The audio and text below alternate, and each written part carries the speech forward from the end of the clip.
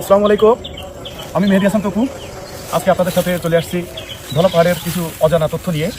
আপনারা অনেকেই বলেন যে ধলা পাহাড় তো অনেক আগেই মারা গেছে, এটা কিভাবে ধলা পাহাড় হয়? খানজাহান আলী পীর সাহেব 600 বছর আগে এই দিঘি খনন করেন। দিঘিটা একটু দেখাও।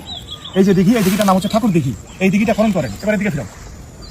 এই দিঘি খনন করার পরে এই যে দিঘিতে সুপ্রিয় মিষ্টি পানি, এটা রক্ষণাবেক্ষণের জন্য দুইটা কুমির ছাড়ে, একটা পুরুষ কুমির, একটা মাদি কুমির। ধারণা করা হয় এই কুমিরগুলো জিনদেরকে কুমিরের রূপ দিয়ে দিঘিতে রাখা হয় এই পবিত্র পানিটা রক্ষা করার জন্য। পুরুষ কুমিরের নাম রাখা হয় কালা পাহাড় এবং মাদি কুমিরের নাম রাখা হয় ধলা পাহাড়। সেই সময় থেকে বংশানুক্রমে, আপনারা জানেন সর্বোচ্চ কুমির 100 থেকে 150 বছর বাঁচে। তো বংশানুক্রমে যেটা পুরুষ কুমির হয়েছে তার নাম কালা পাহাড়, যেটা মাদি কুমির হয়েছে তার নাম ধলা পাহাড়। ওই সময়কার হিসেবে 600 বছর ধরে এভাবে চলে আসতেছে।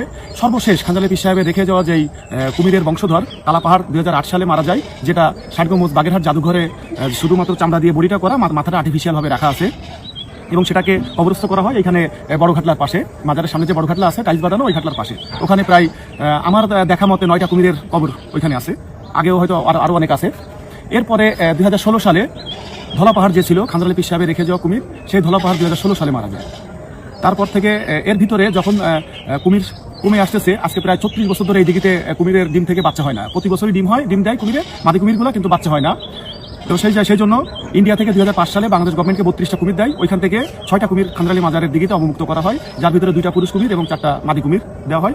ওই কুমিরও ডিম পাড়ে, কিন্তু বাচ্চা হয় না। এখানে অক্সফোর্ড থেকে বিজ্ঞানীরা এসে লন্ডনের অক্সফোর্ডের ল্যাবে নিয়ে এই ডিম নিয়ে তারা ইনকিউবেটরে রাখছে, কিন্তু ডিম থেকে বাচ্চা হয় না। কারণ এটা হয়তো আল্লাহর ওলির মুজিজা বা কেরামতি, যেটাই আপনারা বলেন। কারণ আল্লাহর ওলিরা তো মরে না, তারা অমর, কোনো মুমিনেরই মৃত্যু নাই। যাই হোক, বিষয় না যায়। তো সেই জায়গা থেকে এই যে 6টা কুমিরের 2টা কুমির মারা যায় তৎক্ষণাৎ 2 বছরের ভিতরে। পুরুষ কুমির একটা মারা যায় এবং মাদি কুমির একটা মারা যায়। আর 2টা মাদি কুমির অসুস্থ হলে করমজল চিকিৎসাধীনের জন্য নেওয়া হয়, করমজল থেকে সেই 2টা আর ফেরত দেওয়া হয় নাই। এরপরে এই কুমিরটা এবং কালা পাহাড়, যেটা ওটাকে মাদ্রাজ বলা হতো আর এটাকে বলা হতো পিলপিল। তো মাদ্রাজ যে কালা পাহাড়, কারণ ওটা পুরুষ কুমির, যার কারণে ওর নাম কালা পাহাড়, আর এটা মাদি কুমির, এই কারণে এর নাম হচ্ছে ধলা পাহাড়। তো কালা পাহাড় মারা যায় 2023 সালের আগস্টে এবং সর্বশেষ এই একটা কুমির ধলা পাহাড় বেঁচে আছে। আশা করি আজকের ভিডিওতে আপনাদেরকে আমি বুঝাতে পেরেছি যে কালা পাহাড় এবং ধলা পাহাড় নিয়ে যে সংশয়টা, সেই সংশয়টা হয়তো আপনারা আর কখনো করবেন না, যে এটাকে ধলা পাহাড় কেন বলা হয়।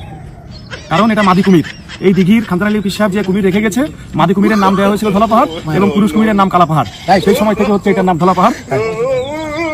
তো একটু বলে দেখো, এবার দেখেন, আর তুমি করে দেখেন, এখান থেকে দেখাও। এই যে দেখেন, ধলা পাহাড়ের একটা বৈশিষ্ট্য আছে, কুমিরের পায়ে কিন্তু আঙ্গুল থাকে 5টা, কিন্তু ধলা পাহাড়ের পায়ে আঙ্গুল হচ্ছে 4টা, হাতের আঙ্গুল 5টা আছে। হাতের আঙ্গুলগুলো একটু বলে দেখাও। পায়ের আঙ্গুল এখানে চলে আসো, এদিকে আসো, এদিকে চলে আসো। এই যে দেখেন, এইখানে ধলা পাহাড়ের পায়ের আঙ্গুল হচ্ছে 4টা, আর হাতের আঙ্গুলটা দেখা দাও, হাতের আঙ্গুলটা দেখা দাও।